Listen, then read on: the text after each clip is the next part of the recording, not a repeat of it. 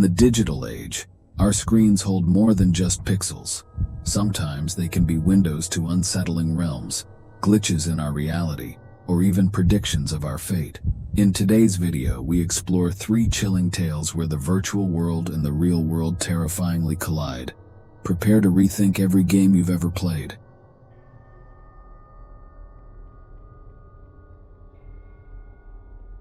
The unpatchable game.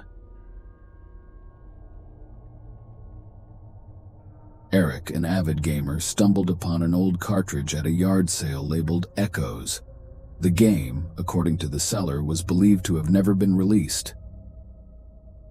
The seller warned Eric that the previous owners had reported strange occurrences while playing. Being a horror game enthusiast, Eric dismissed the warnings, thinking it was all part of a sales gimmick. The game was unlike anything he'd played before. It appeared to be an early 8-bit side-scrolling game, but with a difference. Every time Eric played, the game's environment mirrored his real surroundings. If he was in his room at night, the game showed the same room layout with an 8-bit version of himself. And things got even weirder. Whatever action his character took in the game, items in his room would move accordingly. One evening, the game presented a storyline where Eric's character was chased by a shadowy figure. As he played, he heard soft whispers behind him in reality, but each time he looked back, nothing was there. The in-game character started receiving messages on walls, with text reading, "Why did you bring me here?" Terrified, Eric decided to stop playing, but the game had other plans. The shadowy figure began appearing in other games he played, even the non-horror ones.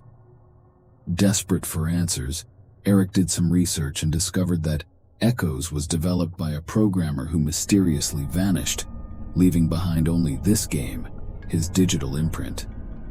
Determined to end the nightmare, Eric tried destroying the cartridge, but it would always reappear intact.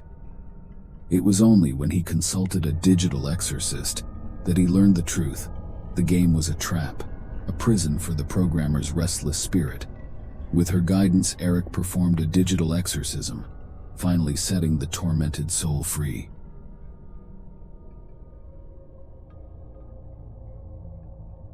A multiplayer ghost.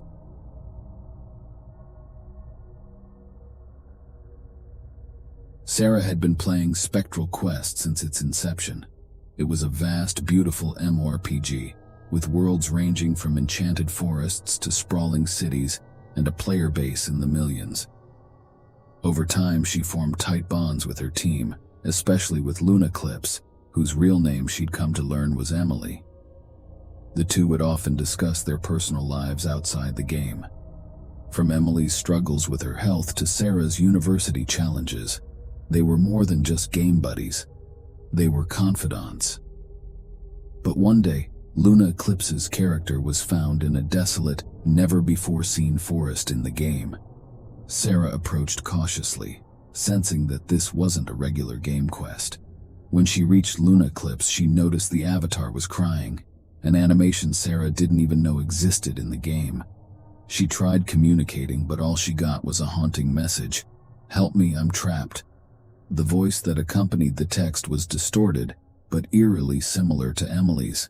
Sarah researched and discovered from an in-game memorial that Emily had passed away a week prior. Grief-stricken, she began to wonder if Emily's essence had somehow become trapped within the game, or if some malevolent entity was pretending to be her friend.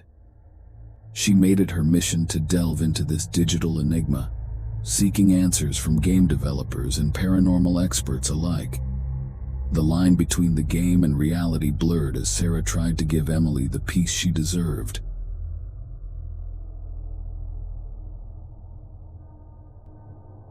The game that predicted the future. Jake had always been a lover of augmented reality games. The blend of the real and digital excited him. So when he was given early access to Time's Mirror, he was ecstatic. The premise was simple: see the world 10 years from now. At first, the glimpses were innocent. Children playing with future toys, new car models on the roads, a cafe that would open soon. But as Jake delved deeper, the predictions became eerily personal.